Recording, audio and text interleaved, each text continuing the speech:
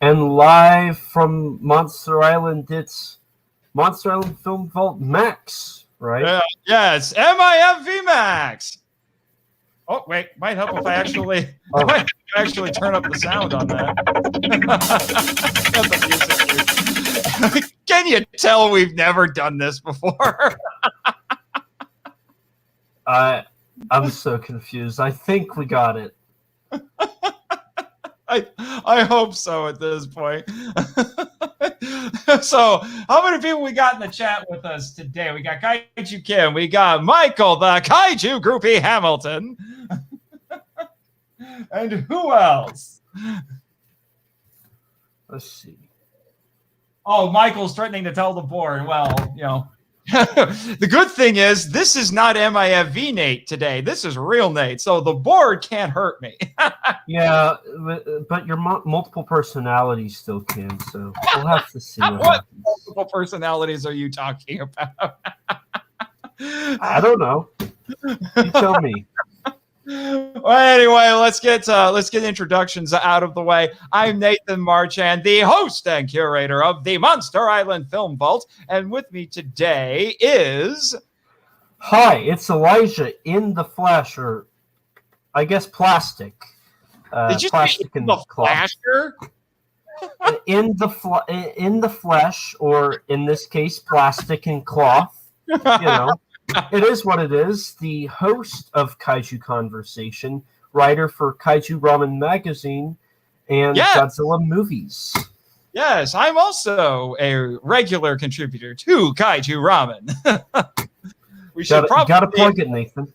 What? Gotta plug it, Nathan. Come on. We definitely gotta. Of course. And this. Right now is, as I said, this is MIFV Max. This is a little bonus show that I decided I would start for my Patreon subscribers. But to give everyone a chance to see what MIFV Max would be like, I decided the first episode would be open to everybody. And I decided that nobody better to have on my first episode, Elijah, than you, and especially since you and I had been talking about doing this little project for a while. Oh yeah. And it's something that we could both very easily talk about. Well, I don't know about you, but me definitely. It's basically one of my personalities at this point, complaining about one of these box sets. So yeah, personality traits, yes, and so we'll get right into that because today we will be discussing. Yeah, get it up there so we can get a versus screen here like on Street Fighter, you know. We will be discussing the Criterion Godzilla set and the Aero Video Gamera sets and comparing and contrasting, going over the pros and cons of each one and basically giving our thoughts about which one we think is better. Now, admittedly, this all came about because I did an unboxing video for the Aeroset, and I said, hey, if it gets to 1,000 views, I will do a compare and contrast review video, basically, of this and the Criterion set with Elijah. And then because the view count on the video kept going up, I put the Aeroset video out. I think I actually got my set, I think about 2 weeks before everybody else. I had some people who were jealous of me, to say the least. And so it got a lot of views. And then it took a little longer than I was expecting, but it did hit 1,000 views. And because it took a little bit of time, and you helped promote it, I might add, Elijah, throwing it up on your Discord and all of that. But by the time it hit 1,000 views, I realized, okay, it's a little irrelevant now because that Aeroset sold out in 10 minutes? Yeah, I think once the Region 2 Blu-ray sold out, it was like 2 weeks after its street date.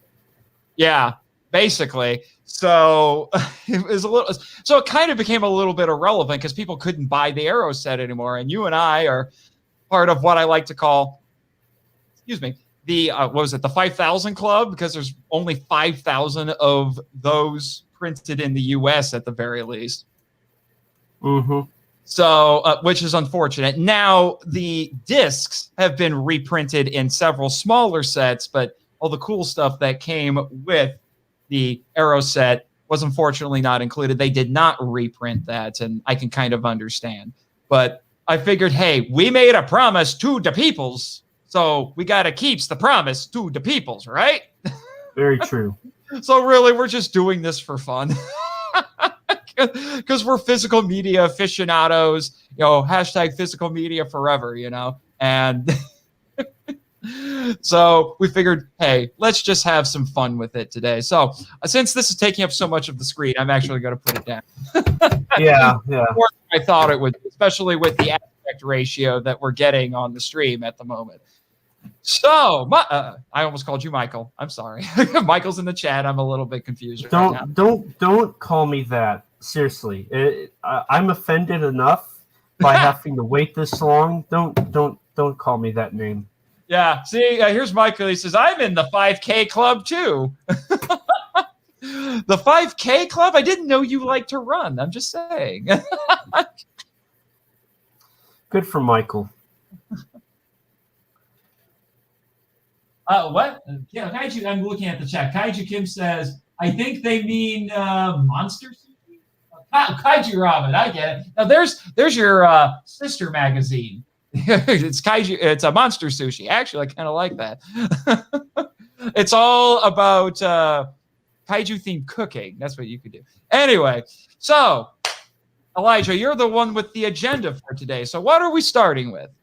So we're going to start with the pet. Oh, actually, glasses off for this because we're going to get serious. Oh, so yeah, but then when we get toward the really juicy parts of the video, you're going to put it back on and say, deal with it, right? Just like the memes.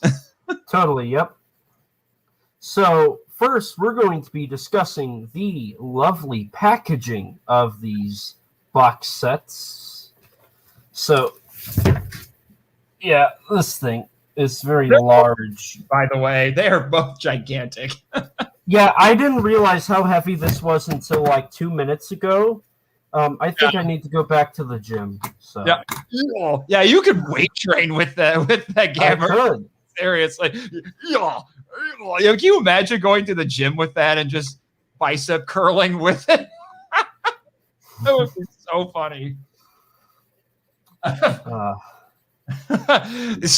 But yeah, and that's kind of the trade-off with this. I mean, when the Criterion set came out, the complaint was that of how it was really tall and it's really thin and it doesn't fit on most shelves.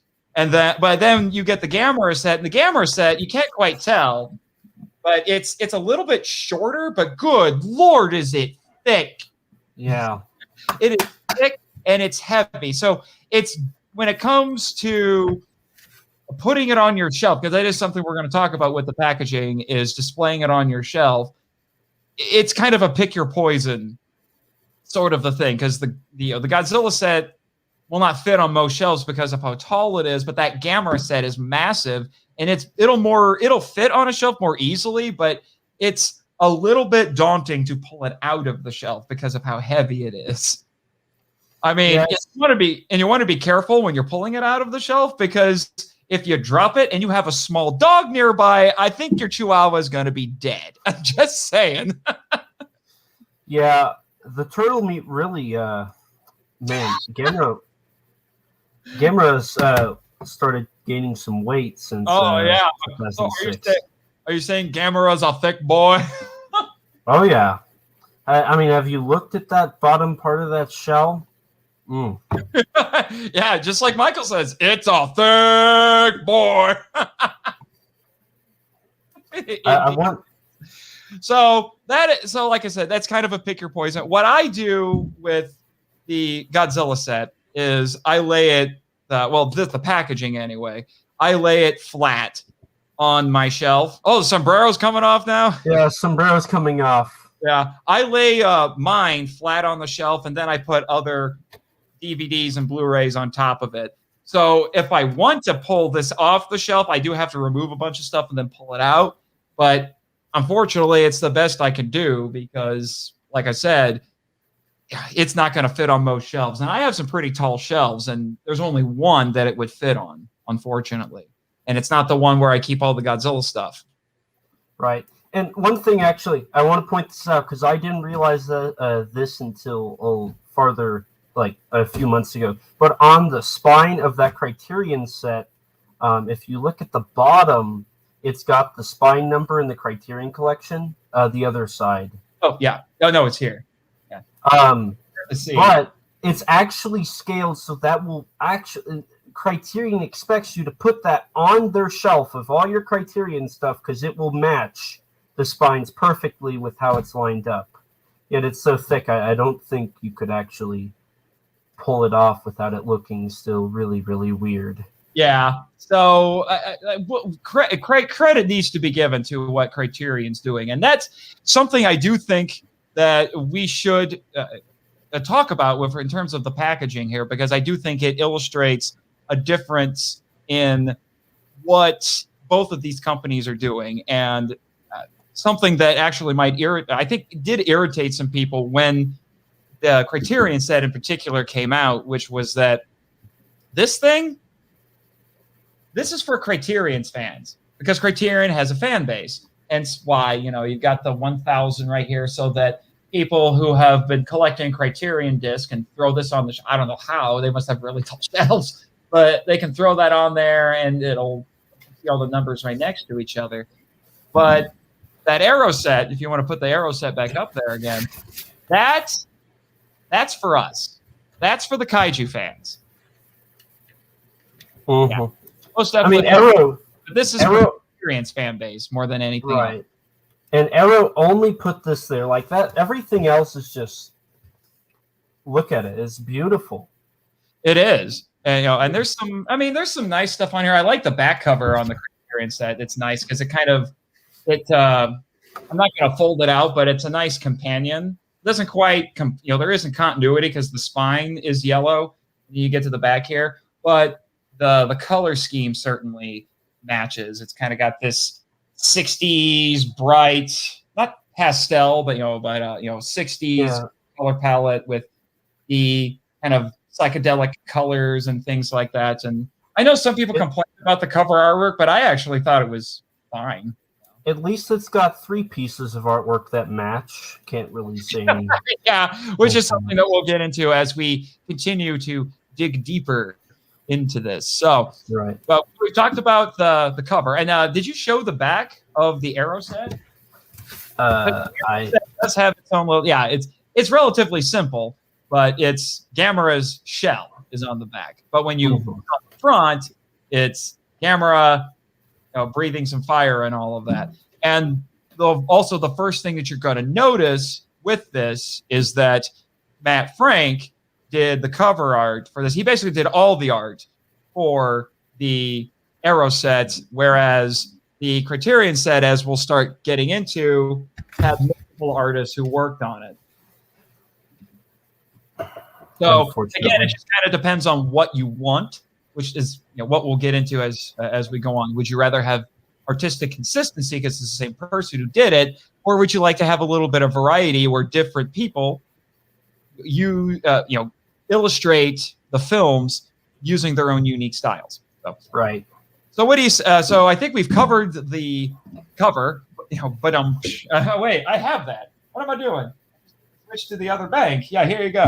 Yeah, there you go. I'll just switching back and forth between all of these. So how about we move a little to the inside, Elijah? Oh, yeah, of course. We gotta get into the innards. Oh yeah, I forgot. This was actually on the back when you get it in the packaging, and I forgot I just slipped it in here. Yeah, with the Aeroset, you do get a sleeve or something that covers the bottom here, down here, and then here with your special features, and then like the run times and whatnot. I don't have that with me. That's sitting in a drawer because I don't want to get it destroyed. Yeah, so. I understand. Mine is still over on the shelf. But when you open up the Criterion set, this might be a little hard. But you get some cover art, some more artwork. Looks very similar to what we have on the cover. And I actually think this looks pretty snazzy, personally. Yeah, I mean that's all right. Again, that very psychedelic coloring, Stupid. very 60s. Michael says he prefers the artwork on the Gamera sets. Yeah, so do a lot of people, Michael. Basically, everybody, if you have taste.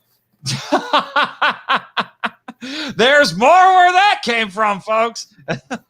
And then the interesting thing is that what's kind of nuts about this is you do get a booklet with this. We'll talk about the booklets now. But this whole packaging is basically a coffee table book, which I get what they were going for, but it is a little bit weird. And you start off on here. You have an essay by Steve Rifle, who's one of the revered, I guess you could say, Godzilla experts in the fandom. And then you have, then it gets into these little mini essays on each of the movies, which is a Criterion thing. Whenever you buy a Criterion release, and you know this, Elijah, because you've got a fair amount of Criterion titles, I know that, they always include a booklet that has an essay from a critic that sings the praises of the movie, and then and gets a little intellectual about it because we likes ourselves some criticism. And then and then there's usually some stuff on there about making the transfer and all of this sort of stuff. And then this set also includes little essays on each movie, and each movie has its own cover art. Yeah. And all of the cover art was done by different people, and all of the short essays for each movie were done by Rifle's partner in crime, Ed Gutcheski. Oh, God. Do we have to show the artwork? We don't have to because we'd be here forever. I think. And to be honest, because I already showed the first one. What do you think are some good ones to kind of like out of the 15 that we have in here, what are some good ones to show people so they have at least a sampling of what's in this set? Well, the good ones don't represent everything. There's of course, Art Adams' King Kong one. That's the best out of them. That one right now because that one is pretty cool. It's the best one. There's that nothing beats that one. Nothing. Well, they should have had him do it.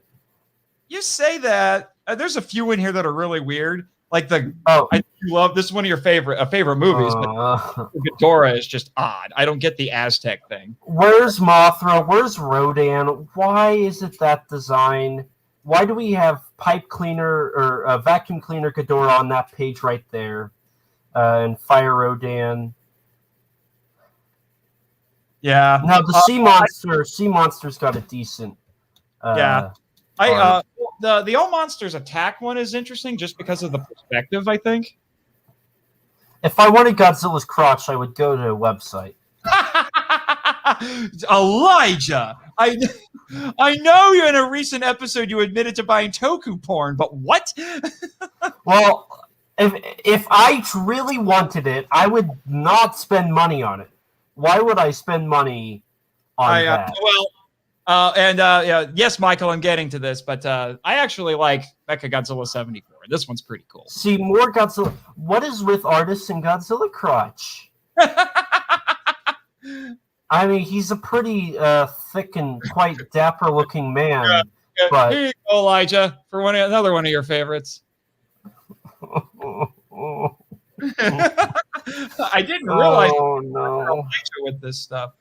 But then you have some more weird ones like the Megalon one. I'm just, what the heck is this? Yeah. Although one that I actually have to admit, other than the fact that I'm not the biggest fan of the Godzilla design in it, I actually like this one here for Gigan because it looks like the cover of a manga, which is very fitting for the film. I'll agree. And I think the people could have been put in a different spot, but that one, it tried to work with the movie it was in. I'll give it that. Mm-hmm. Yeah. So then you get to the end of all of this, and it's got some production notes and everything, and a little thing here on the back about how they did the transfers, which is again a Criterion staple. And I'll stop there so we can talk about the how we determine, because like the stuff that's on the disc we called special features, and it's bonus materials. I think it was the term we came up with for the actual physical bonus stuff. So let's talk about the Aeroset bonus materials, because let's be honest.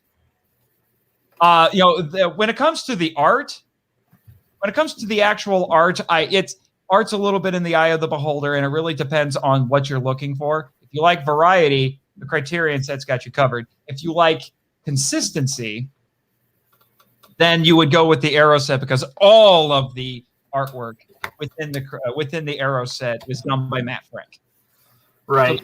So there's definitely artistic uniformity there. Mm-hmm. So I'm just going to start with this. Not only does our main slipcover have this artwork, but the disc part does also have that. This is Matt Frank's traditional artwork. It's got the comic booky, over dramatic, look, but it's not awful. As we open it up, first we get a nice, beautiful look at Showa, Gamera, Barugan, and Gaios with the with the discs right there. And a lot of, since we're talking about the disc placement, because this was a huge point of contention. Since we're talking about it, because on the Criterion set, you get to the very end, and there's 8 discs, and they all fit into these little slips. And unfortunately, these were not very well designed, because they would come apart on the back and they would fall into the inside, and people had to fish them out. So that became a problem. I mean, it looks pretty, but it's not constructed well enough to be as functional as it should be. Right. Is actually one of the advantages that Gamera set has, because it has a similar design for the disc holders, but they're designed much better. They're actually folded pouches. Right. Yeah, they're square and they're folded pouches, as opposed to basically just being taped onto the inside, so they don't come up. Now, on this first page of the Gamera set, there is a little bonus material thing that a lot of people actually have overlooked because it was hidden. And it's very long, so I'll just have to go. So this is a map that takes place, that records all of Gamera's fights in the history of the series. First, we do have it in Japanese, and then on the back side here, let me just get that. We have it in English, which is really cool. If I remember correctly, Matt Frank got in touch with somebody who lived in, I think it was a Middle Eastern country, who actually had it. It was something in that was from Japan. It was the Japanese version, and he was like, "Hey, could we get a scan of that, and we'll translate it and put it on the Gamera set?" And hello, Phil Sanderson. I just saw you in the chat. Just wanted to say hello. Yes, he says the Region B set is also Region A. Thank you for that information. Correct. Anything that's Region B can be played on Region A. Thankfully, so the 8,000 Club is for all the Really? Is that the case? If that's the case, I will probably be purchasing the British Blu-ray release of Mighty Peking Man, because I got the original DVD released by Quentin Tarantino, and it's dub only. So if that's the case, might risk it with that.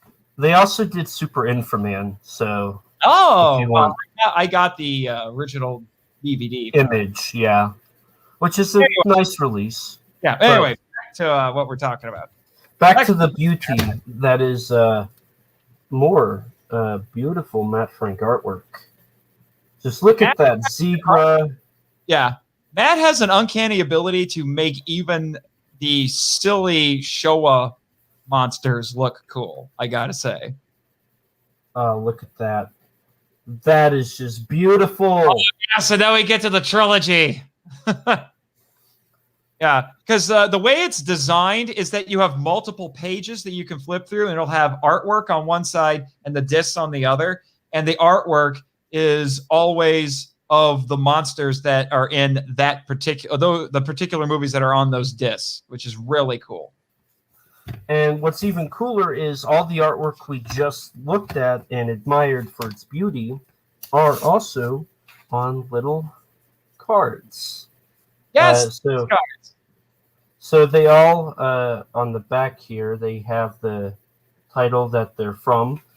So like this one here, for Brave, has got that on the back. Then we got Revenge of Iris, Advent of Legion, Guardian. Well, so there's a trailer out there that said Advent of Legion, and I've always said it that way. It's better than Edgar Shizeski and Steve Rifle calling Iris, so, you know, I digress. It's more of a Japanese pronunciation thing. But what do I know? I'm just a dirty, dirty American, so. That's true. And then there's those ones. Even Super Monster even has a good bit of artwork. I know. You gotta admire Matt Frank for taking I'm gonna say it, for taking the biggest turd in the set and trying to polish it up to look presentable. I'm just saying. That's true. And then here's the other ones. Yeah. Now I'm gonna be a true confession time. When I first got, and if you watch my original video where I did the unboxing, I didn't find the map because I didn't realize it was hidden in this little hidden pouch on the front, because the whole time I'm like, where the frick is that map? That I get a defective copy that doesn't have the map, and then I realize, oh wait, no, it's right here, it's just hidden. So right now, some people did get one that had some maps missing, but it was it's better than just getting a little booklet that gives you the basic information of big monster radiation go boom. In the 60s and 70s. That is something I will admit. When you actually read the essay that Rifle writes, it's not really anything new. Again, this set was meant for Criterion's fan base and not for the Kaiju fan base, because it's just Godzilla 101 is what you get in that essay, which is a little unfortunate. Right. But wait, there's more for the Aeroset, because we got done with Criterion very quickly. Did you notice that, folks? Right. So we got the comic collection, which again has that typical Matt Frank artwork, and then the back here has the comics included. So like 2 weeks before this set came out, at the place where I work, we actually got in all of these Gamera Dark Horse comics, like all of them, and I bought them. Individual issues? Yes. Mother trucker, you realize how hard those are to find? Because I tried to find them. Well, they are expensive. Here's the thing: I ended up only spending like $4 per issue, and I got my discount, so I spent like $12 for all 4. And now I have them kept away in my Kaiju magazine box. I didn't realize that it's like $100 for all 4 of them. Okay. To quote one of Michael Hamilton's favorite memes, get out. I'm sorry that I'm better than you, Nathan. It's okay. Well, if you really wanted to show your Lord Gatekeeper card, if you had your mitts on the Last Hope before this set, that would have been really impressive, because there was like 100 of those printed and they were all in Japanese. Yeah, see, I'm not much of a fan person or fan-made person, so I don't buy a whole lot of stuff, so I didn't invest in that one. Michael wants to know how much. Michael, he wants to buy those issues from you. Your co-host role in Kaiju Weekly, your stake in Kaiju Ramen, $500, and all of your SH Monster arts that you have. And we got a deal. This suddenly turned into... I wasn't sure if this would be an auction show or a hostage negotiation. I'm not sure. Why not the best of both worlds? I will release the hostages for $1 million. Make it 500,000. $1.5 million. Oh crap!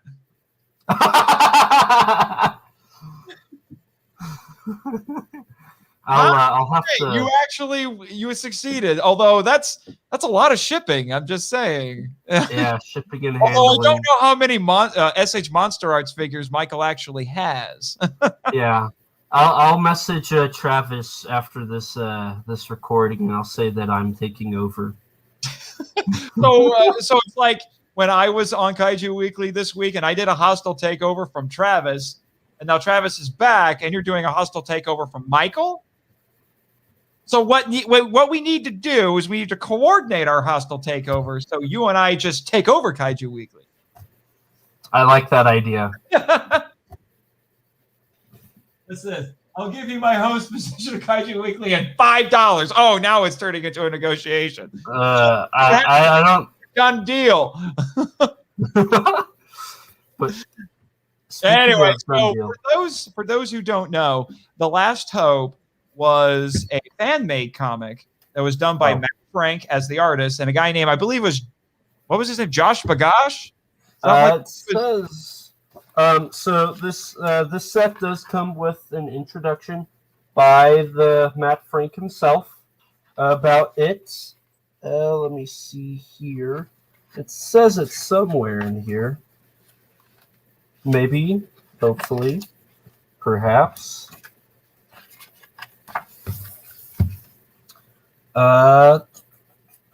Let's see. This is exciting live streaming, folks. Yeah, it's really good. Andrew Hall. I'm here a little bit, just Andrew Hall, it looks like. Andrew Hall? Maybe. No, that can't be it, because I heard Josh Bagash on MVM, Monsters vs. Men, being interviewed about this, and Michael says it was Josh.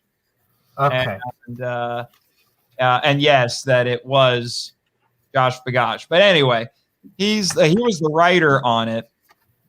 And so the two of them worked on this. It was a fan project. It was not officially sanctioned by Kadokawa, as I think it was Kadokawa by then. Mm-hmm. And so they just put it together themselves. The weird thing is it was written in English, but only released in Japanese, because I guess Kadokawa did see it, and they liked it. They were fine with it and basically gave their blessing for it, but it was not meant to be something that was widely produced. Now, for what I understand, Matt Frank did print a handful of them and sell them at G-Fest a few years ago. Mm-hmm. But again, it was in Japanese. But Arrow decided to go not just the extra mile, more like the extra 10 miles with this, and they managed to convince Kadokawa to let them reprint this in English with the Dark Horse 4-issue miniseries. Yeah. So it's absolutely insane that they pulled this off. So now, thanks to this set, more people are able to read and enjoy this. It's basically a prequel to the Heisei trilogy. Yeah, and then here's just all the Dark Horse stuff. It's pretty cool. It's not the best of comics, but it's got really cool artwork. If you're familiar with Dark Horse's Godzilla run in the 90s, you'll be in familiar territory. Mm-hmm. Though I do really like the Dark Horse Godzilla comics. Mm-hmm. There's a little Easter egg that I want to point out. So, on the fourth and final issue, I don't know if I can. Let's see. Oh, they reprinted the letters. That's cool. Yeah, and then look who wrote this one. Is it Matt Frank? Yeah, it says Matthew Frank. Yeah, so I remember hearing him talk about that. Yeah, so Matt is like all over this box set, really. I know. Which is really cool. It's a little nuts. Right? And then he went off and he became an artist for IDW doing their Godzilla comics. You know, IDW should do some Gamera, now that I think about it. With the hard push that Kadokawa's kind of been doing for the last year with Gamera, you would think. Hopefully, maybe. We'll have to see. And then that's the back of the comic collection. Or no, that's but which one is it? The back of that one? Okay, yeah, it's just the covers. Is it the back of that one that has the fun little Easter egg? Well, we'll get to that. Okay. So yeah, we've got this. It's like the Daimajin set artwork, kind of. You know, the more traditional Japanese art, which is all right. I don't think that's Matt's strong suit, to be honest. It looks cool, but I'm a fan of what he did for like the postcards and whatnot, where it's more detailed, more accurate. I think he does a great job with stuff like that. And what this is the booklet that has, let's see here. It's basically like the booklet we just showed you for the Criterion set, but better. It's on steroids. Good Lord. Yeah. So you've got a history of Gamera, going through all the films, interview with Noriaki Iwasa, Gamera or Kaiju X-rays, Norman England's articles for the Fangoria magazine, and then a really cool English version essay by James Flower, the producer of the set, at the very end here, that talks about all the different versions of Gamera in English, which is really cool. I really like how they showcase that. And there's a lot of good art, good stuff in here. Some cool artwork. The famous Kaiju X-rays, which actually were included with the Shout Factory releases. Yeah, so Barugan and Gamera both were included, and that's the only ones he did, I believe. So in 2019, they commissioned them to do the rest, which was really cool. Now, I want you to get the Criterion set, and I want you to go to the About the Transfers page with the people behind the set. Yep, that's all the way at the end. So I want you to show that off, and I'm going to show off this page. So okay, trying to treat this with a little bit of kid gloves here. So there you go. This column right here. It's a couple paragraphs long. Let's see. I can't see. Oh yeah, there we go. So yeah. This is interesting, isn't it? Yeah. I think there was like a total of like 50 people that worked on this. And somehow it's like 50 times better than the one with like 500 people that worked on it. Yeah, special thanks, and it goes on. There's the whole middle column here is just special thanks, acknowledgments, and then production credits. And yeah, it goes on for a while.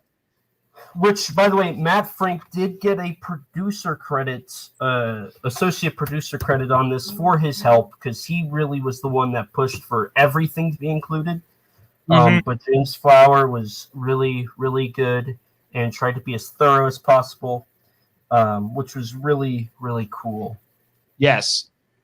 Which is something that we'll talk a little bit more about once we get into the actual contents of the discs themselves, which I think we've covered everything about the packaging and the bonus materials, except for this. Yes, here's a fun little Easter egg for you. And you gotta know your Gamera to know this, because good Lord, this is actually an illustration of an unmade Gamera movie. I think it was Gamera versus Gara Sharp. I think is how you pronounce it.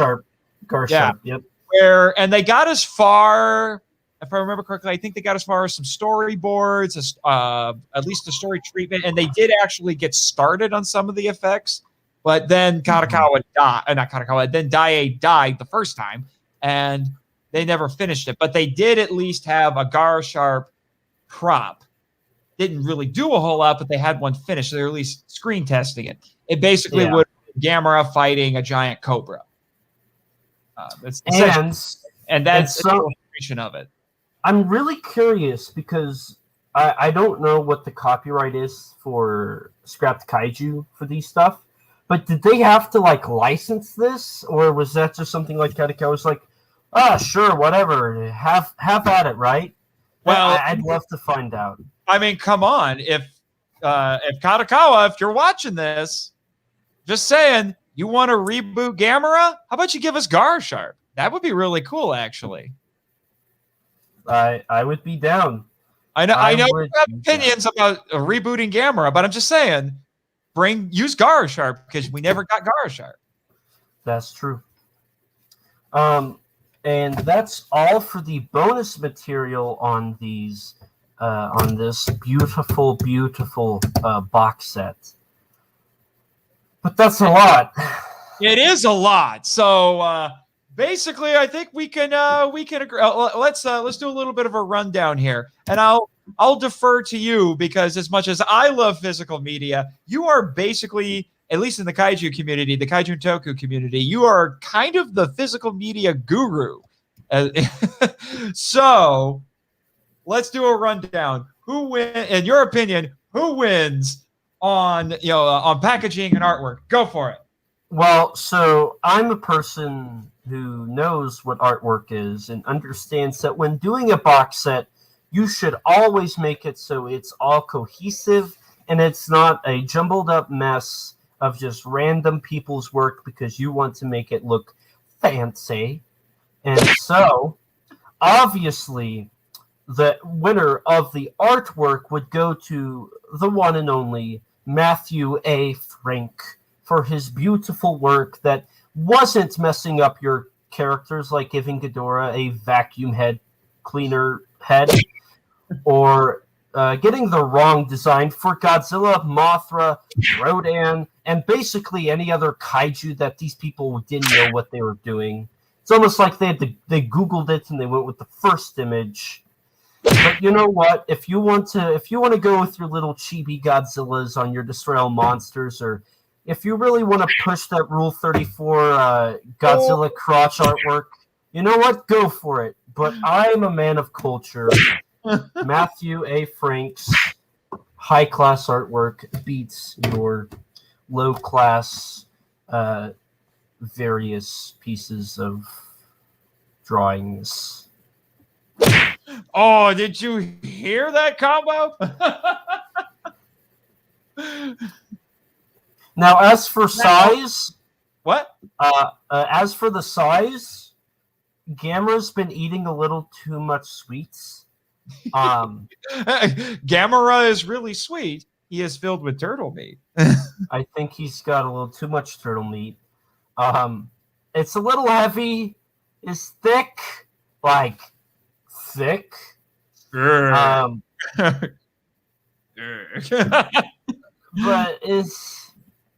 it's all right.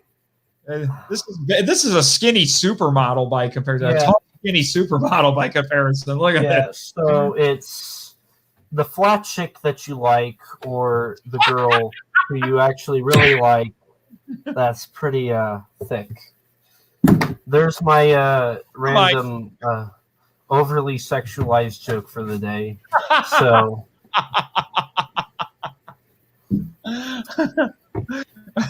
well, apparently given your recording last night with Henry the host, that's not surprising, right? Still got it on the brain?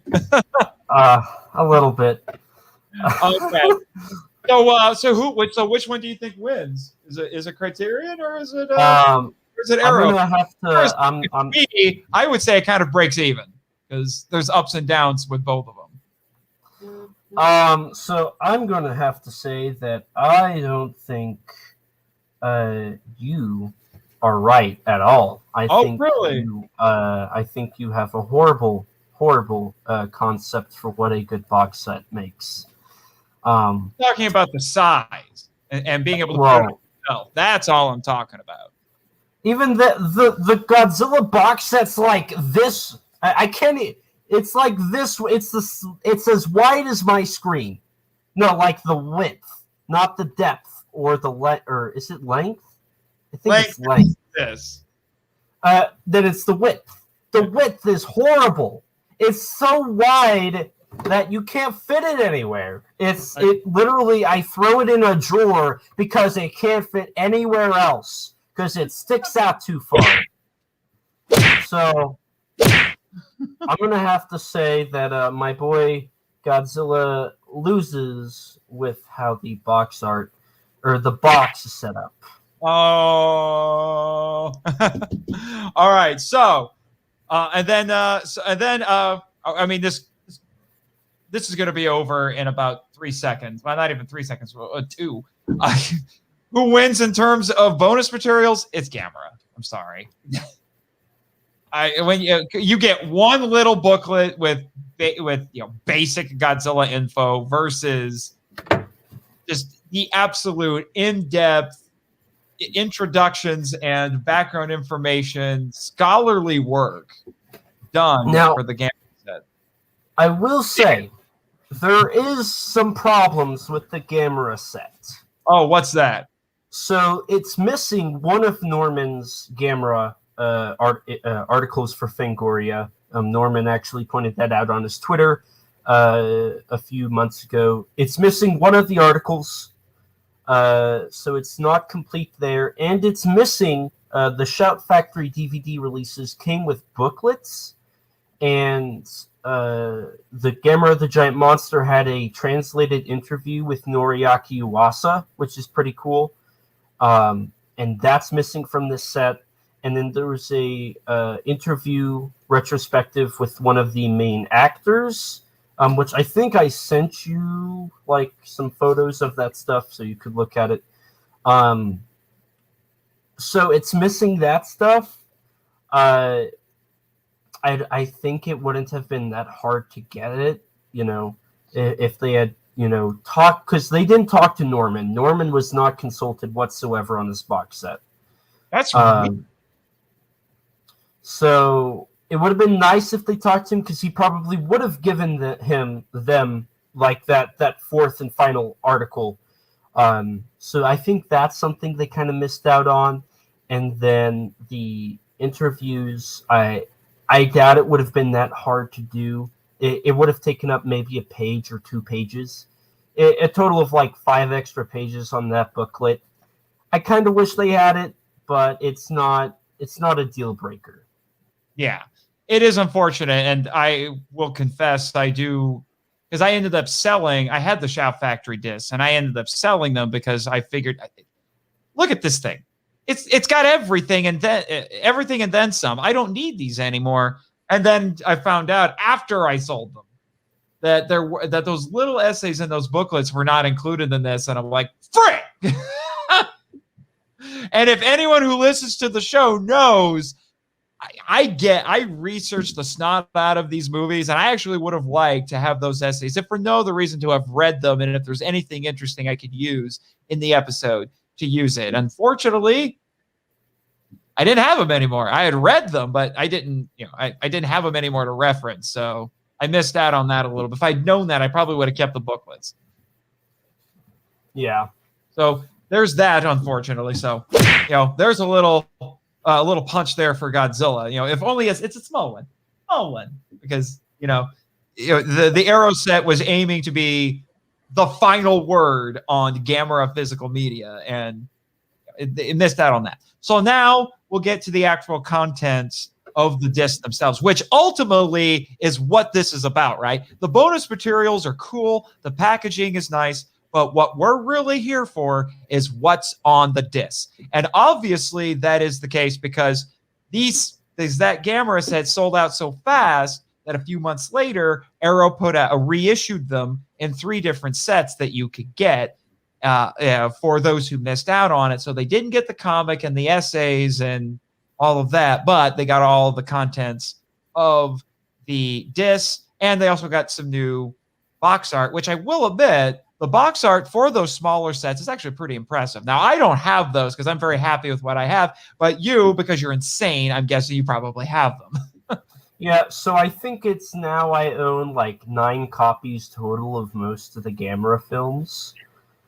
And you know what? It's okay. I can be obsessed with this stuff. It's just a little weird. Yeah. Now, actually, before we move on, I should probably do this, but since we've talked about the packaging, I should have done this. But because of all the controversy surrounding particularly how the discs were placed, Matt Frank, going back to Matt Frank, decided to do the G fandom a favor, I guess, and he designed new cover art and then sold basically this this cover art that you could slip into a regular multi-disc Blu-ray case, and then pointed people to where you could buy that particular case and then take the discs out of those problematic sleeves and just stick them in there, which I did purchase. So you can see this right here. It's actually pretty cool artwork, I will admit. And it's and unlike the Criterion set, it's you actually can fold it out. The spine continues the artwork, and then you got the stuff on the back. He autographed it, so that's pretty cool. It's a silhouette of Godzilla with all of his opponents inside of shadow. So I will admit it's cool. And when you actually get into the inside, it's just a traditional multi-pack, and you can just flip through and get to the disc more easily and stuff like that. So. Now, that's also one thing that I kind of don't like about the Criterion set, but I'm not surprised that they did it. So the discs are very basic. They're just your typical Criterion. While Arrow. Now, in their defense, for the Criterion set, for disc 1, which has Godzilla 54 and King of the Monsters, it's just a reprint of the single disc release that they did for that film. I think back in, was it 2011, 2012, around there. Mm-hmm. And that's actually, I'm going to say it, that release is actually impressive. That was actually pretty good. It actually, I do think, overall outshines the previous standard bearer, I would say, which was the Classic Media DVD. The problem is that it has completely different special features, so you basically have to hold on to both versions. Yeah, so allow me to quickly complain about something. So Criterion, on that 2011 release, there's a little booklet in there by somebody trying to defend why it's in the Criterion collection, which is stupid, but I digress. That's not included. They own that thing, and they don't include it. It's not the definitive set. I don't care if Steve Rifle says... I kind of have to wonder a little bit if that was a little bit of a marketing ploy, because they still want people to go back and buy that if they don't have it already. Perhaps. I think. Which, from a marketing standpoint, I can understand, but as a fan, it's a little annoying. Yeah, and it's like, I'm pretty sure Steve Rifle's the one who said it. They said they tried to make it the definitive box set for Godzilla. That's what they wanted. But they didn't even include the stuff that they had. So I don't know. If at least when we're talking about bonus materials, the content of the disc is there. The only thing they changed with the disc is that it's a different menu. Right. But it's still like, why from that first release are in here. And not to mention, Steve Rifle's article for the Classic Media booklet is better than this Criterion one. It's longer, it's more in detail, it's better in every way.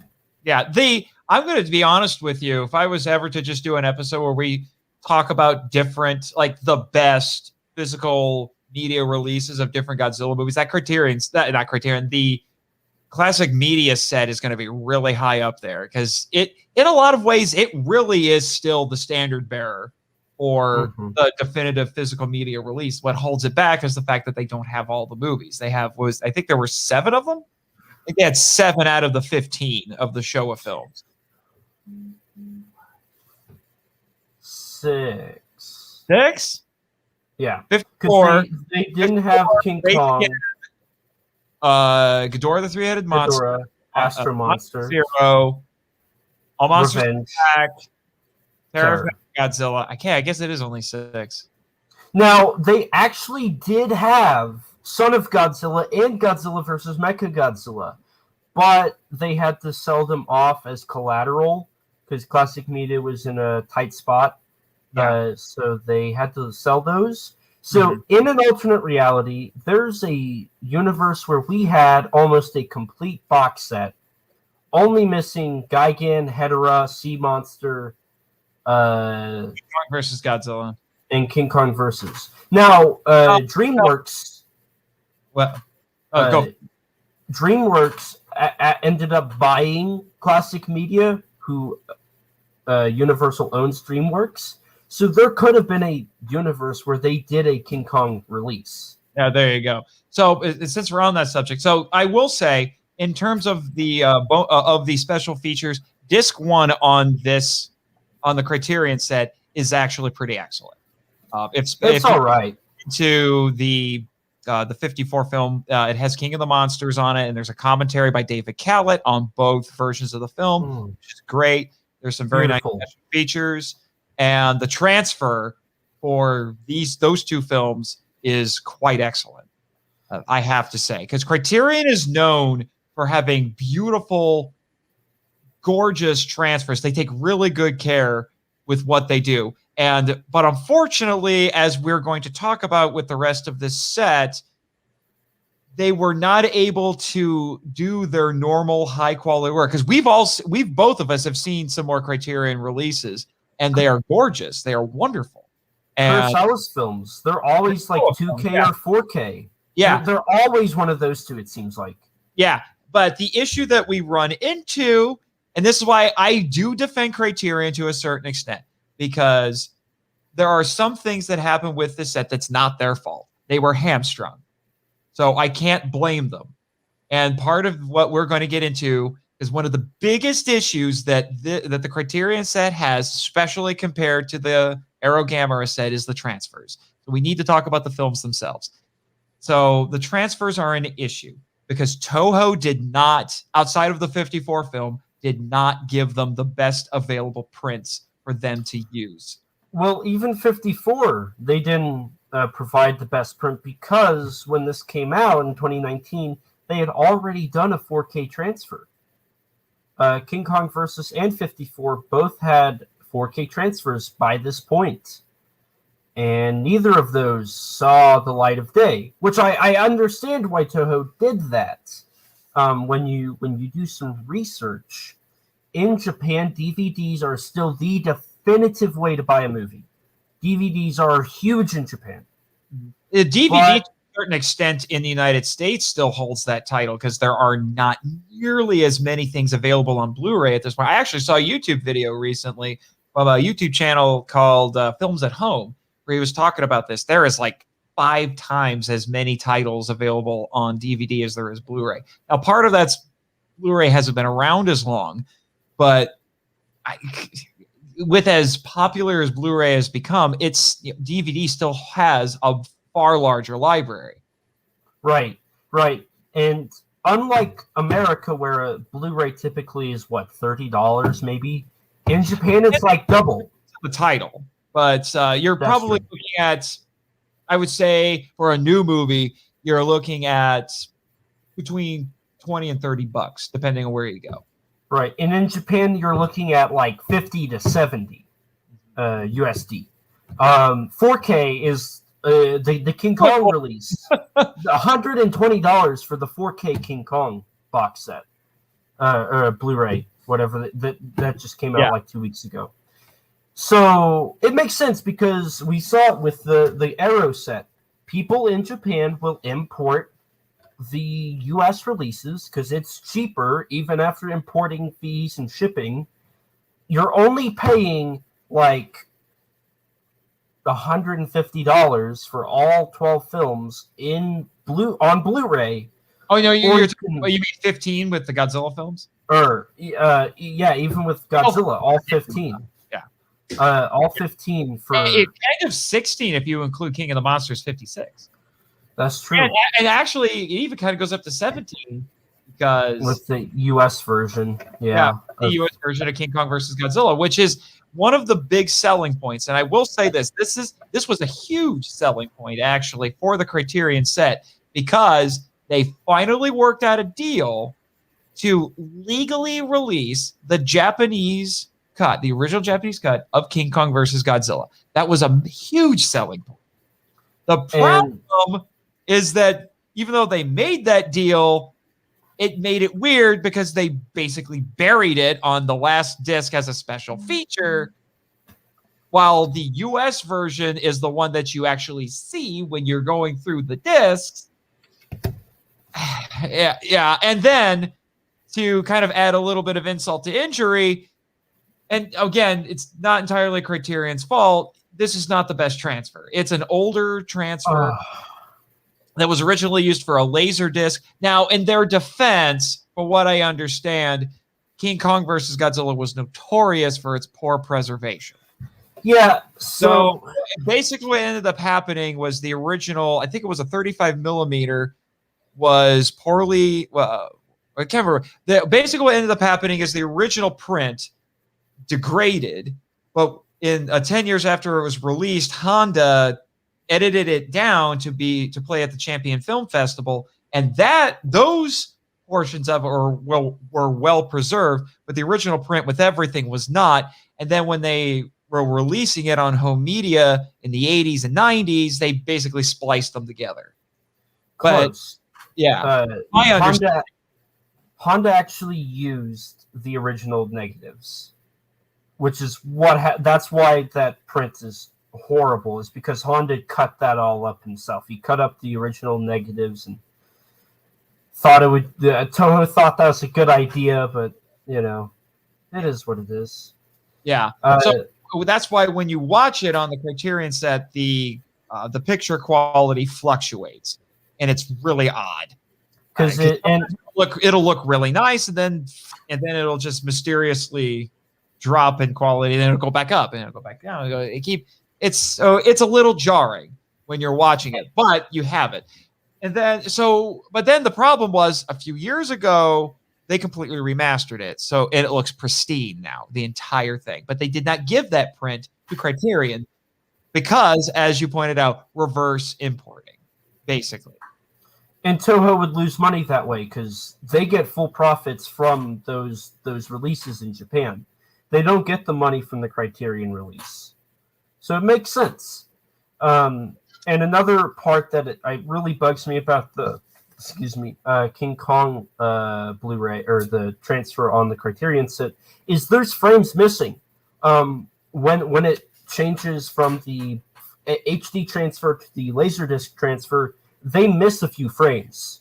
As an example, when they're sitting down at the restaurant, I believe it was, a guy goes to drink something, and it starts, and then when it changes to the Laserdisc quality, his hand's suddenly up here, and it's no longer down here. The funny thing is as you're doing that, and I'm watching the video feed, that it basically illustrated that for you. That's exactly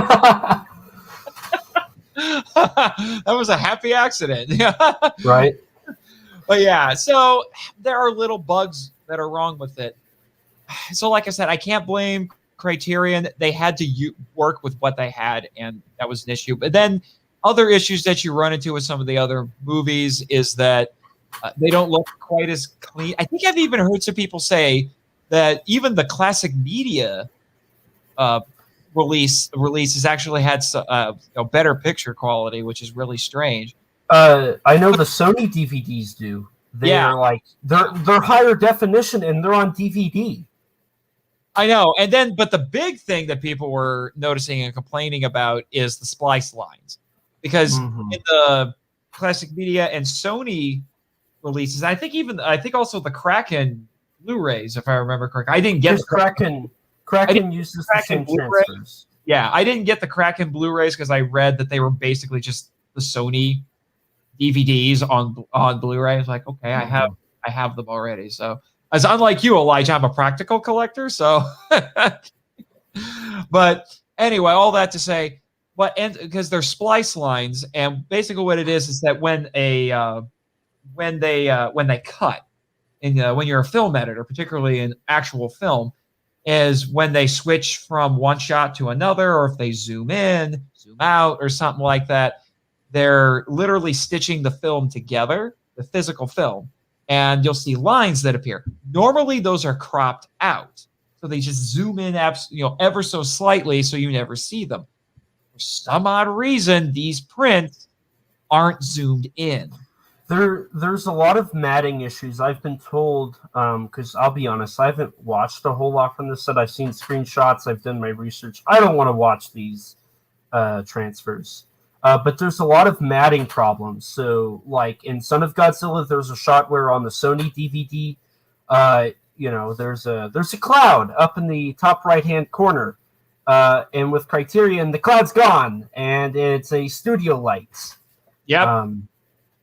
Which is really annoying. But it's cool that they're in their original aspect ratio. I will give them that. It's not cropped at all. Yeah, and but you do run into issues like that, unfortunately, and not all of them look quite as nice as we would all like them to. Related to that, since we'll talk about sound. If you're looking for the dubs, you're out of luck. I think only a handful of the movies actually have the dubs included. I don't know why only certain ones have the dubs available. But if you were someone who grew up with the dubs and at least wanted that as an option, I think only half the movies even have a dub available. Obviously for 54, you've got King of the Monsters. That's basically the dub version they included, but that's a whole separate film. Same thing with King Kong versus Godzilla. And then but after that, I think it's very limited after that. I think Monster Zero has its dub. Son of Godzilla has its dub. And I think a couple of the 70s films have at least one of their dubs included. Destroy All Monsters, Megalon, and both Mechagodzilla movies. Yeah. So, but even the one that's on Terror of Mechagodzilla is different because it's not the re-edited version. Mm-hmm. It's the uncut, because when UPA brought the film over, they just edited the film. They used the international dub. Yeah. They cut scenes. They added their little prologue that's kind of fun, even though it's wrong. Yeah. And that was that. This is the full uncut dub that Toho commissioned. Yeah. So there's only a handful of them that have the dubs. It's basically Japanese only, which is one of the biggest advantages that the classic media and even the Sony, bare bones Sony releases that we got for these, that's a huge advantage that they have, that they came with the dub, so you at least had that option. Now, in Criterion's defense, there's a few things. There are a few small things that I think Criterion does have an advantage over. If you like Godzilla versus Gigan, you finally get the original Japanese version that has the voice bubbles, which is really nice, as opposed to basically just getting the international cut with the Japanese audio, which is what the Sony and Kraken release was. And the original credits are restored in this, which is really nice because the credits in the Japanese version are far more dynamic than what you get in the international version. And the voice bubbles are much better than the weird something funny's going on. It sounds like a broken record getting scratched. It was terrible. I don't know who came up with that sound, but he should be shot. But there you go, or at least punched in the face.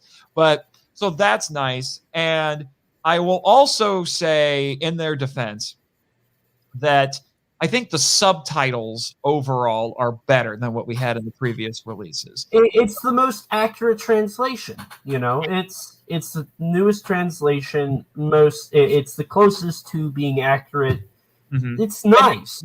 And that's something that I was shocked that nobody talked about. The subtitles, that Criterion subtitles on these films are amazing. They're great. And they subtitle things that had not been subtitled before. If you watch Mechagodzilla 74, they subtitled the King Caesar song. So you can actually see what is being said in the song now. That's great. I freaked out. I went to that scene just to see what it did. And I freaked out it was there. Although one really hilarious thing, and it's funny, if you look at the Sony DVD for that movie, all they do is transcribe the dub, which is unfortunate. But there's this one hilarious thing. It's like some poor intern was given, 24 hours to transcribe this movie for the subtitles. And it got to the point where Akihiko Harada was talking about some weird metal. And it's like some long, ridiculous name. And literally, you can go on Toho Kingdom and see the screenshot of this. Literally, on that Sony DVD, it just has a bunch of question marks. Because he couldn't figure out. It's like they didn't give him a script. He's doing it all by ear. And he couldn't figure out how the name was spelled. It is so weird. But Criterion actually figured it out and wrote it out for you. So I got to give them credit for that. So that's really nice. So there's that. But it's in terms of what the presentation of the movies on this set, it's not definitive. And the selling point was that we had all 15 movies in one set, which is the first time that's ever happened. Before that, they had been parsed up and given to everybody and his dog. It was ridiculous. But finally, we got them all together, but Toho was being Toho and did not give them the best resources. And as for the special features, you basically get nothing until the last disc. You get the special features for 54 on disc 1. And you get nothing else on the rest of the films. No commentaries, nothing. You get commentary on 54 and King of the Monsters, but nothing else until you get to the last disc. And the last disc is all special features, one of which is a Japanese cut of King Kong versus Godzilla. And then what else do you have? You have an interview with Alex Cox. What? An interview with Alex Cox on the Godzilla series. Interview with the suit actor for Jaguar. Yes.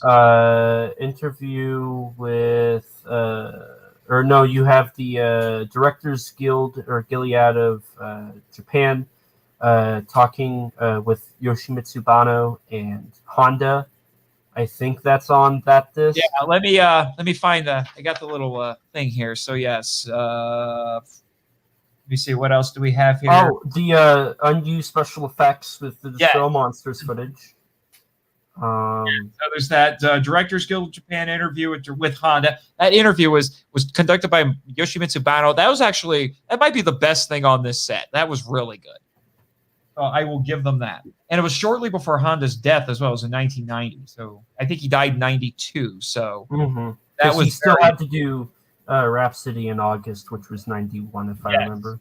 Yes. And then you get interviews with Ben Ferruya, which I thought was a little bit random because he was a suit actor for Ultraman. Why is he was an actor in Rodan, and he also played a role in Ghidorah the Three-Headed Monster. True. This is true. And then also, I'm going to butcher these names. Sugutoshi Komada? Nakajima. That was on disc 1 with Nakajima, Takarada, Fukabe, special effects technicians Yoshio Irie and Eizo Kaimai. Interview with film critic Tadao Sato. Get trailers. Yeah. That's basically all the stuff that you get on there. It's decent, but for everything else that's on here, it's surprisingly disappointing, I have to admit. I expected so much more from them. Now, they give us some new stuff in here, which is nice, but when you look at the classic media stuff, and like every single one of the movies the classic media released had commentaries, very good commentaries, I might add, and different commentaries than what on the original film than what Criterion gives us. They're both excellent commentaries, by the way, excellent commentaries, but it's still a little bit disappointing. Again, I wanted more, and honestly, with a couple of exceptions on there, it again kind of goes back to Godzilla 101 stuff, and even the new stuff is relatively short. Well, like I said, the Honda interview is the best thing because I think it's about an hour long. So, that's pretty in depth. So that's nice. And so it's a little bit so-so in terms of the special features. So that's what you have to expect on this set. But good Lord, Arrow. Oh my gosh. I've gone on record as saying this, and I'm going to say it again. Arrow Video is the Criterion collection for cult and genre films. Good grief. It's like they looked at Criterion and said, oh, we can do that. We can do what they do for art house movies, but we're going to do it for the weird stuff. Which I'm happy for. It's good that this stuff is getting that recognition, that representation. Yes. I mean, the Heisei trilogy is 4K transfers, color corrected. So it's not the dark lighting that typically happens in Japanese films. It's color corrected. It's beautiful. You've got HD transfers for all the other films, a brand new 2K restoration, I believe it was, for Gamera the Invincible, brand new restorations for the English title sequences for all of the Gamera films. They restored all the AITV Titan dubs. They included all the Sandy Frank dubs, the Lake Texarkana dub, the ABV dubs for the Heisei Trilogy. They tried to fix the syncing error on Gamera the Brave, and it works a little bit, but there's still some problems with that. They outdid themselves with the color correction, the presentation, the subtitling. The films are brilliantly well shown. I know. It is shocking how good these look. I mean, say what you want about the Showa Gamera films, but good Lord, they have never looked this good. I was shocked, honestly, because I had one of those cheap DVD releases of Gamera the Invincible, because it wasn't included with Shout Factory, and I was shocked how much better it looked on this set. And it's basically relegated. It's given the same basic kind of treatment as even King of the Monsters on the Criterion set was basically used as a special feature. Just like with the King Kong versus Godzilla Japanese cut. It's relegated to that, but my gosh, I was texting you when I was watching it, and I said, good Lord, this has never looked this good. Because it was great. Preserved, and it was put out by Fly By Night, dime store, DVD and Blu-ray companies, not even Blu-ray, just DVD companies, printing it on the cheap because it was in public domain and they could get away with it. Oh my gosh, they gave that the star treatment. Now, there is a tiny problem with the Gamera the Invincible presentation. They couldn't use the original transfer because UCLA refuses to allow that print to be put out. So they went to somebody else who had a copy of it, but it's missing the opening. The opening is not in HD. So what they had to do is they had to splice the footage from the Japanese version with Japanese text on the side into the Gamera the Invincible US cut. It's not awful. It's not accurate, but they tried their best to preserve it and make it look the best possible. And the quality between the two transfers is almost like perfect. It's almost the same. So you don't notice a huge drop in quality. Yes, but that's just the shocking thing. The transfers on this are nothing short of incredible. And you get just like you said, you rattled it all off. We get all the dubs. We get the different versions. They include the English language credits and everything. Their special features. Every movie has a commentary, except for the Invincible, which is a little bit odd. You mentioned that when you were first going through the set. It's like, why doesn't this have a commentary? It deserves. I think that is the set's biggest problem. Is Gamera the Invincible doesn't have a commentary, and I think it deserves one. I was a little disappointed with that. Yeah. I wonder if it was simply whether or not they could get anyone to do it, or if they thought it was necessary, or there's probably some decisions that went into that. But ignoring that, every single movie has a commentary. Not only that, but they went and they looked at all of the major releases for every single one of these movies, and they reacquired basically all of the special features from everything, because these movies have been released by Shout Factory, Mill Creek. I think those are the big ones. The Shout Factory and Mill Creek, ADV for Media Blasters. Yeah, and then they grabbed all of those and threw them onto these discs, and then they said, "Oh, and just for good measure, here's some more new stuff." Right. I think absolutely insane. Now, one thing I will say that is a little bit strange, and I don't understand why, is there are some of the new stuff is these newly recorded intros by August Ragone. He does that for every movie except for The Brave. So no intro for The Brave, and I don't know why. There's a reason for that. So when this set, he probably does, but I digress. So when the set was being made, a little thing called COVID-19 happens, and they were going to record August. It was like the day before lockdown quarantine happened in the States. They were going to record August, or it was the day of quarantine happening. They were going to record August giving an introduction. They couldn't. They were forced not to. They were thinking, we'll record it over a Skype or whatever, like we're doing right now. No, that's not going to look good. The quality of the video will not be as perfect. And they just decided, it's best not to have it. So they scrapped it entirely, and they just left it to the older films, which I think's okay. Gamera the Brave is the newest film.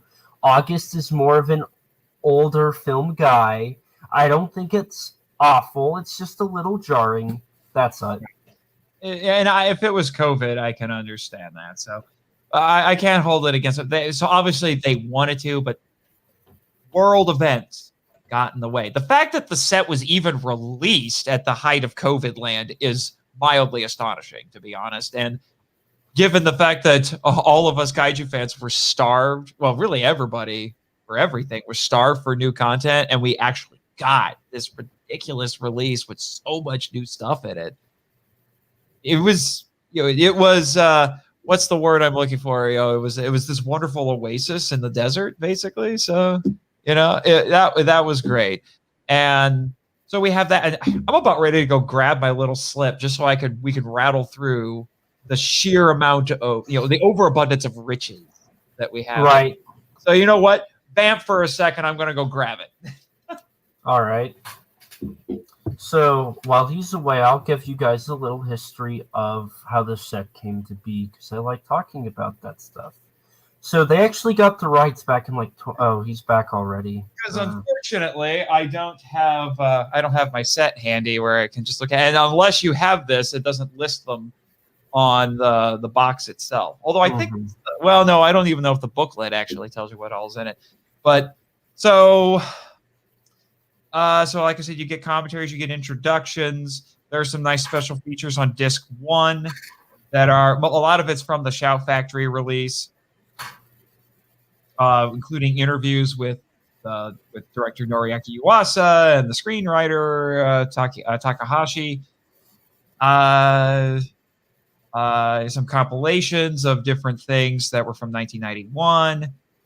And then after that, because most of the discs actually have multiple movies on them. The first one is just Gamera the Giant Monster and then Gamera the Invincible. Then they start pairing them up. And you do start getting slightly fewer special features per disc because they're cramming a lot of stuff on there already with all the audio tracks and the films themselves. But you still get, like I said, all the introductions, a lot of, we've mentioned some of the intros and outros with the different credits. But but then you also get stuff like G-Fest highlights on disc 3, and even a promotional film that was made by director Yuasa. This was on the disc with Viras for the Boy Scouts. So there's a lot of stuff there with that, but really where it starts going absolutely insane is when you get to the disc dedicated to the trilogy. And because you're basically getting the special features from both the ADV and the Mill Creek sets. And they're just throwing them all on there, and it's bonkers. Now, the nice thing about it is that, at least when it comes to what was from the Mill Creek set, is that it's organized better. Because I still have it because I got it signed by Kaneko. And the special features on there were basically just all dumped onto one thing on the menu, and you would click it, and it would just play them all in a row. And I'm like, okay, that's a little confusing. On here, it's organized so you can go through and you can pick each one. So the organization is nice. And then there's and then a couple of these actually have multiple commentaries because you have the legit commentary, one of which is done by our the original Godzilla podcaster Kyle Yount on Legion. And but then there's also the joke commentaries that ADV did, as we talked about, which is what the Texarkana is what it is that you mentioned earlier. And then on Gamera the Brave, they actually put the special features from, I think, who released that before? Media Blasters. Was it Media Blasters? Okay, so they got the Media Blasters release. They got the special, they got the stuff from that, but I think there's also some new stuff on here as well. There is. Yeah. For a that nice commentary by Keith Aiken and Bob Johnson. Yeah. I mean, they even gave the star treatment to Gamera Super Monster, man. I mean, really, when it comes to special features, there are a few things missing. They are missing the movie program for Gamera vs. Barugon, which was on the Barugon DVD by Shout Factory. Mm-hmm. They're missing the 15-minute version of the Lake Texarkana dub, which was on the 2001 release of Legion. There's an alternate take of the Texarkana dub that is included. That's only available on YouTube with music and whatnot, but that was never released on physical, so I'm not going to complain about that for Arrow not including that. There was the stuff on the Mystery Science Theater box set, which August Ragone, you got it? Awesome. There is a Ragone special feature on that, which is missing. Yeah, the actual MST3K episodes are not on the set. Though, interestingly, this was out of print for a really long time, and then conveniently, when the Aeroset was released, Shout put this back in print. So I have a feeling they cut a deal with them where they said, okay, we'll give you all of the special features and we'll let you have the exclusive right to release the films themselves. But we want the right to put this back into print, because the fact that Shout lost the distribution rights to the films in the first place put this out of print. Right. So I have to believe that some deal was cut so they could do this again. And the Elvira DVD went back in print, which those are both missing from the Arrow set, the Elvira anchors and the Mystery Science Theater box set. I asked James Flower on Twitter why they didn't include the Mystery Science Theater stuff, and he said basically they thought Shout had done the definitive release for those, and they didn't really want to do it. Plus, I know James was he was on the fence of even including the Lake Texarkana dub because he thought it was disrespecting the film. Mm-hmm. So I don't think he's a fan of Mystery Science Theater, to be honest. I'm with him in that respects, so I'm not upset that they didn't include it. And plus, it is a good box set. The Shout Factory Mystery Science Theater box set is really good. It's got a great special feature by August Ragone, great artwork. It's got a lot of good stuff. I don't remember off the top of my head. I mean, I don't want to get too deep into those weeds, but yeah, there's a lot of cool stuff. Comes with here, some nice artwork, get little postcards with it, and yeah. So there's some cool stuff with this, and I'm glad that it's back in print for sure. Mm-hmm. Because for a lot of people, this is how they were introduced to Gamera. And despite the fact that I think August feels the same way about this. I know there are a lot of people who don't like MST3K's treatment of Gamera, but the funny thing is, from what I understand, the guys at MST3K actually love these movies because the Gamera films helped really make the show popular. I've actually heard, if you listen to my newest episode, Luke Giaconetti brings this up, where in an interview, Joel Hodgson, the creator of MST3K, was asked what he thought of the Gamera films because someone asked him, what were the hardest movies to try to watch, to consider for the show? And he said, any of the ones that were boring. So then someone said, well, what about the Gamera movies? He said, oh, no, in Gamera we trust. I like that. Watching them. Yeah, I like that. And, I've never been a fan of Mystery Science Theater, so I'm kind of in that same boat. That's fine. Yeah, you're a poor deprived child, but that's fine. But anyway, since we're talking about stuff that unfortunately was excluded, even though they tried to get it, I know there's one, I don't know if we've mentioned it already, but there's one really big thing that people were hoping would be included that was not for Revenge of Virus. And I have to say, I am really disappointed that it was not. And that was, something like, it was a mockumentary that was made as a tie-in for Revenge of Virus, that if you see that and then watch the movie, it actually clarifies some things that, that actually the viewing of the film. Yeah, because it was basically like not deleted scenes from the movie itself, but stuff that was cut from the movie is actually explained in this mockumentary. Yeah, so there was that. It was I don't remember, a creature feature mockumentary or something it was called. There's Hideaki Anno's documentary on Gamera 3, which they tried to get those, but Katakawa said no. Which is James weird. told me that. It is weird. They said yes to so many things, and then there were these weird things that they said no to. It's so strange.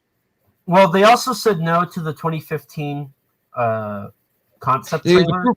It's like a proof of concept film, which you can watch on YouTube.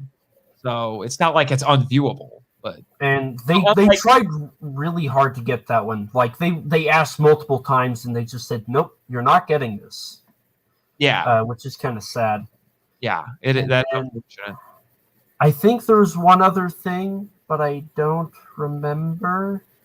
I don't think so. I mean, there's so little that wasn't included. It's insane. So it's basically Katakawa took had the opposite attitude of Toho. When Arrow went to them and they said, we want to make the end-all be-all Blu-ray collection for Gamera. And basically Katakawa, who bought the Dai library, so they own everything Dai produced, they basically said yes to 95% of what they talked about. What they asked for, there's like, here, just have it. Just have it. Just have it. Oh, okay, no, not that thing, but here, have all of this. I mean, it was ridiculous. It's nuts. I wish more studios were like that personally, but I wish Toho would be like that. But I don't know what the difference is. I guess Katakawa is just not all that worried about things like reverse importing or something like that. I think it's Gamera's not popular in Japan. Gamera's not. Gamera is almost non-existent in Japan. The Bandai figures are the most popular thing that's came from Gamera in Japan for the last 20 years. And so Katakawa's not making much. They really aren't. And so they can gamble that not many Japanese people will buy this Aeroset because they don't really care. Really, the only people I saw buy it were the ones who worked on kaiju films, and they wanted this box set. So I think that was it. Katakawa knew that nobody would want the box set in Japan. Or at least not many. Not enough to worry about. Right. Not to mention that Katakawa also released the films in a box set at the same time. To kind of hey, don't buy this, buy this. And we did see that. A few people did buy that one. Yeah. And not to and just to bring this up real quick, notice something else. After Toho worked with Criterion, we haven't gotten Three Treasures or any of the other, Toho Kaiju films, but since the Arrow Video Gamera set, which to be fair, they also worked on One Missed Call, Ringu, Dead or Alive, so they've had a working relationship with Arrow, but now we had Warning from Space, first time the Japanese version in America, remastered English version, brilliant release. The first time we have the Invisible Man duology films, we have the first film that Tsuburaya was director of special effects on. That's awesome. Invisible Man appears, great release. Then we just got the announcement. Daimajin's coming, baby. And episodes on that trilogy last year, and I went out of my way to track down that Mill Creek set, because at that point, unless you wanted to get the ADV releases, that was the only way to do it. And I knew the ADV releases were inferior to the Mill Creek release. And so I went out of my way to get it. I spent more for it on eBay than I normally would have wanted to, but I got it and I was happy. And now this has happened. So like, mother trucker, now I'm going to have to buy these again. And I'll just say this. Arrow and Dai Kadokawa are not done. There might be something else coming this year.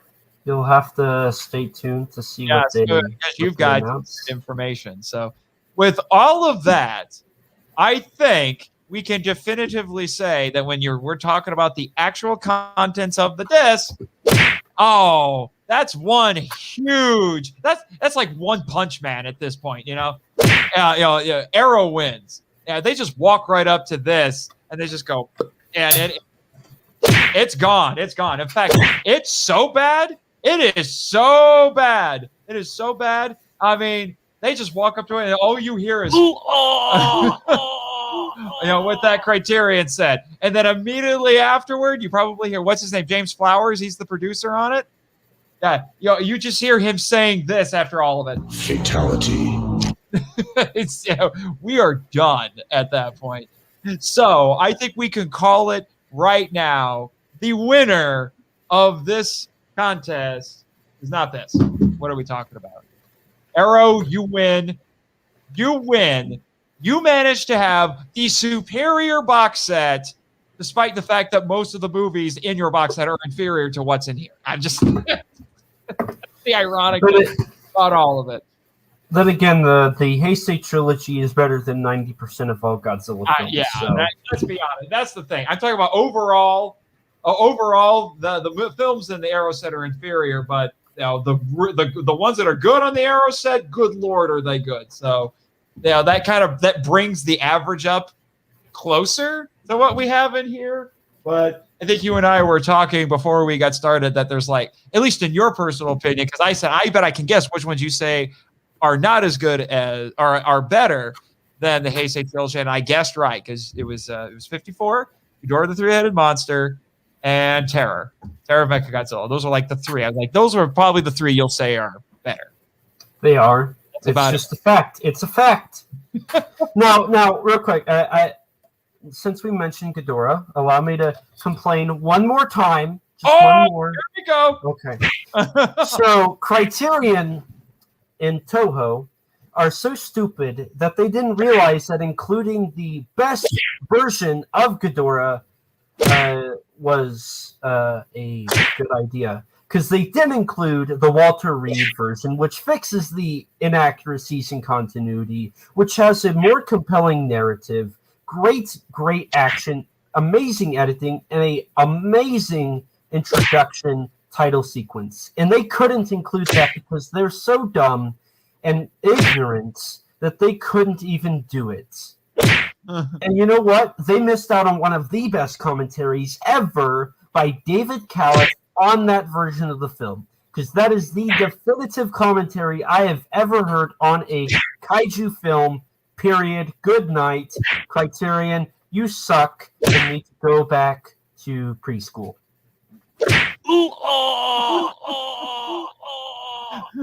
Say it with me. Fatality. You heard it here, folks. You heard it here.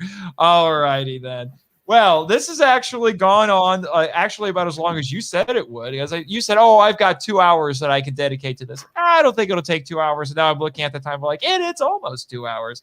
So we should wrap this up right now, my friend. We need to wrap this up very quickly. So tell the folks, we don't really have anybody in the chat right now, which is unfortunate, probably because we kept nerding out for so long that everybody could keep up. So let everybody know for future reference when they go back and reference this video, where can they find you, Elijah? So they can find me on Twitter. I've got 3 Twitters. Nothing's wrong with me, I swear. I swear to God, 3 Twitters is perfectly normal. You can find me at... Yeah.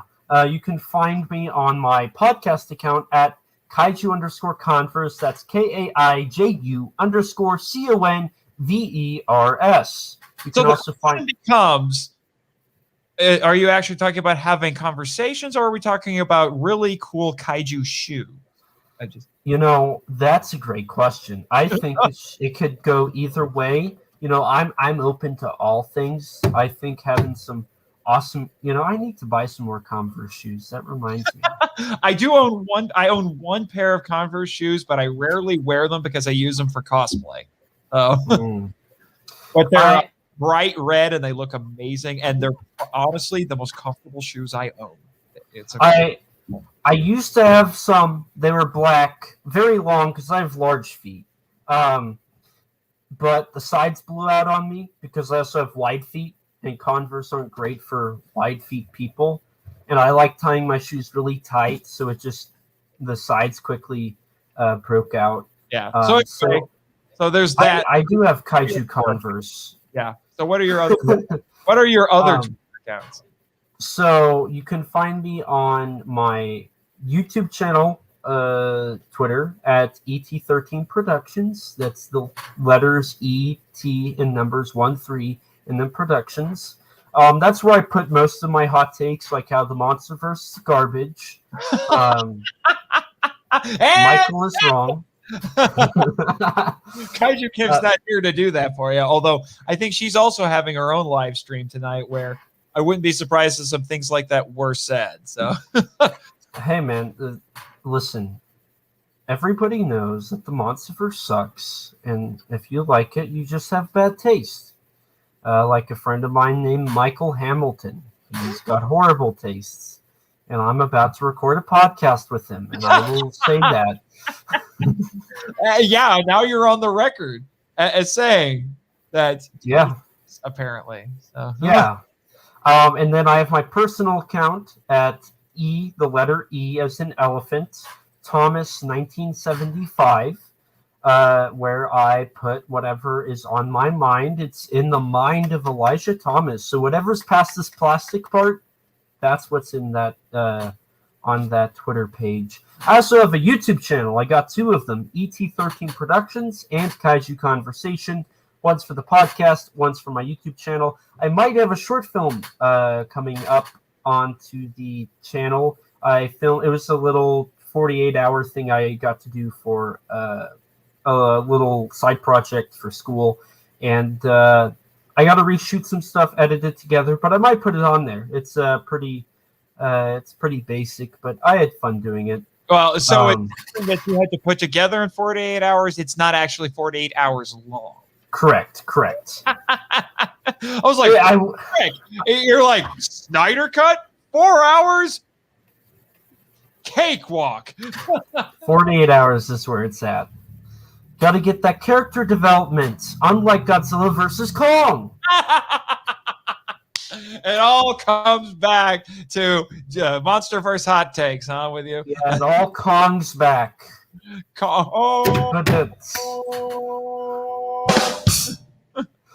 Oh boy. I also have a Discord server, Kaiju Conversation. We've got over 1,000 members. Good people. Almost daily voice chats. A lot of fun conversations going on. People do talk about how much they like the MonsterVerse. I don't see how they do, but I digress. I've just turned all of my links into complaining about the monster. I am the ace at complaining. Listen, Criterion sucks. MonsterVerse sucks. Toho sucks. The anime trilogy's garbage. Toho just doesn't know how to do anything good anymore. Return to Showa. Ignore Rewa. Listen, that is the word of the Lord Gatekeeper. Lord Gatekeeper. Oh, it's too bad. I wish there was a way I could do a screen share here. Oh wait, maybe I can. I should have did this earlier actually for all of you folks because I made a meme actually of. Oh, come on. While he's getting that set up, I also have an Instagram at ET13 Productions and at Kaiju Conversation for figure photography and updates on my podcast. Yeah. Wait, come on. Where is it? Have you or a loved one been diagnosed with window? So I guess I can't show it, but unless I actually go find it online, I guess it doesn't. It doesn't show the window for for the photograph because I have a meme that I wanted to share with him. Try again. If you sent it, because I know some people use Discord and they can pull that up. Yeah, Do you that's think okay. if you? I digress. Yeah, it's okay. But basically, I made a meme actually about the very topic that we were talking about right after the Aeroset was announced, and it has a picture of Showa Godzilla, and I'll just look it up and read it for you now. And the caption says, so I have Showa Godzilla with the Criterion logo next to his face, and it says, "I just released 15 of my films in an oversized box set with a big booklet and a few new special features." And then below that is Hey Say Gamera with the Arrow logo next to him, and it says, "Hold my beer." Which is accurate. Very, very accurate. The Chad Gamera set and the Virgin Criterion set. There you go. So is there anything else you need to plug before we wrap things up here? I also write for Kaiju Ramen magazine, so does Nathan, and you can find the article or the publications for those at kaijuramenmagazine.com. Mm-hmm. You actually messaged me. No, you didn't message me. I saw you post about it on social media because for the first time in your life, your young life, you got paid for something that you wrote, and you were just relishing that fact. You're just like, I got paid for something I wrote. And then I messaged you and I said, doesn't it feel good? Doesn't it feel good? It does. It does. I remember when that happened for me, the first time I got paid for something that I had written. And it was like that moment where I'm like, this isn't just a hobby anymore. This could be a job, you know? Yeah, right. What I have written is valuable, you know? Now, the first thing I wrote for Kaiju Ramen, it was volunteer work, but it was actually writing up the little essay about the Arrow Video Gamera set. So it all goes full circle back to the best things we have had in the last 7 years in the Kaiju community. So yes. And I want to thank you once again. Are you done with all of your plugs? I'm done complaining about the Monsterverse. Okay, that's fine. I just want to say once again, Elijah, thank you for coming on to the very first episode of MIFV Max, which stands for More Awesome Extras. Thank you, Danny DeManna, for that very 90s ridiculous name. And it was great having you on so we could go on and talk about something that's related to these films that we love so much, but it's not actually discussing the films themselves. It's talking about something else that both you and I are very passionate about, that being physical media forever. We can own it forever. We will not be at the mercy and the whims of a streaming service who may decide either to drop it, edit it, censor it, whatever. We have it. Unless they want it, they got to come to our freaking houses and take it from our cold dead fingers, you know? So it was great to actually talk about that, because I'm going to be honest with you. One of the things that annoys me about going on Amazon and looking up stuff like this is people will write reviews of the movies and not the actual product. Like, I am less interested to hear your hot take on the movie itself. If I want that, I'll go to frickin' IMDb. Tell me if this disc is worth my time. Is it a good release? That's what I want to know. And not enough people do that. I wish more people would do this. And I hope that what we have been able to provide to everyone who's been watching it and will watch it in the future is at the very least entertaining and gives them ideas of what to look for when they're looking for a good physical release of these films. Because I'm going to tell you right now, one of the things that I have learned as both a Toku fan and an anime fan is you can't take Western physical media releases of these things for granted, because if you don't jump at it relatively quickly, you may suddenly find out that it's going out of print and you got to pay through the nose for it. So yeah, get out that pound of flesh or your firstborn, but if you really want it that bad. So yeah, and to really add on to that, I know this beauty is out of print now. Only 8,000 people were able to get it, and some people who bought it just scalped it. But I think it's important for people to own these films, because, like you said, you never know when they're going to go away, and when they're gone, they're gone. Yeah, you can't get them ever again. Now, in this case, I will say before we sign off, for those who are interested, Arrow has a streaming channel, and you can watch these films on that streaming channel. And they have also made them available for rental streaming, I think, on at least a couple of different platforms, like YouTube. So, and most importantly, the Gamera films are available on Blu-ray through Arrow. A few different ways. You have a Steelbook Blu-ray of the Heisei Trilogy. Really good, fun release, good for collectors. Then you have the Gamera, the Showa era Blu-ray box set, which has all Showa era Gamera films with all the special features found on the discs of this complete collection. And they have a Gamera, the Heisei era collection Blu-ray that includes all those special features. And I highly recommend those. They're like $70 a piece, but they're worth it. Really good releases, and they look nice on your shelf. Also, check out Arrow's other tokusatsu releases from the Ring Blu-ray box set: One Missed Call, Dead or Alive, Warning from Space, The Invisible Man duology, the upcoming Daimajin box set, and whatever else Arrow has in store for us. They're all great releases, and I would recommend them to anybody.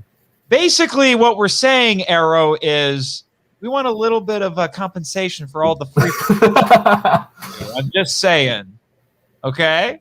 Okay? Do you hear that, James Flowers? Just saying. Doesn't have to be a lot, just a little. Or maybe, you know what? I'll settle for just having a free copy of the Daimajin set, and I will sing your praises all day long. Just saying. Anyway, thanks once again. For those who are interested in checking out my work, check out the main podcast. You can check out they're all available on this YouTube channel. And also go to MonsterIslandFilmVault.com. The Monster Island Film Vault is a podcast seeking entertainment and enlightenment through tokusatsu. It takes an academic approach to all of these movies. And you will actually be featured in an upcoming episode, Elijah. This is going to be, I haven't announced this anywhere, and I'm kind of jumping the gun a little bit, but I'm okay with mentioning it here. But I won't give out too many details. But I am going, by popular demand, I actually am now going to start going through the Godzilla films. I wasn't originally going to do that because I covered those in my previous podcast life, but people want me to go through them again. And I'm like, you know what?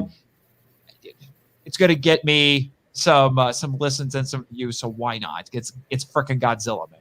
So the plan right now is to have you on for King of the Monsters 56. The superior film. Oh, hot take. Save it for the show, man. But so please check out that, and you can follow all of my shows, associated Twitter accounts. I'm getting a little tongue-tied now because we've been at this for 2 hours. And so at Monster Isla 1, and then you can also check out at NASA Jimmy, at Crystal Lady Jess 1, and at Monster Isla BOD. And then I also need to remember to mention Raymond Martin. So that is at MIFV_legal team. So that's basically everything. And then the podcast is also on Facebook and Instagram. You can also check out my work as an author. As we've already mentioned, I'm also in Kaiju Ramen. That website is nathanjsmarchand.com. I have a joke usually with that, but we're pressed for time, and I'm just going to breeze right through it. And you can also follow my personal Twitter at NathanMarchand7 and check out my professional Facebook page, which is called The Worlds of Nathan Marchand. That's basically all the important stuff that needs to be mentioned. Once again, thank you very much, Elijah, and welcome everyone, my loyal, wonderful patrons, because I'm going to say it here right now. I have the best fans. I love my listeners. You're all amazing, and thank you so much for supporting the show.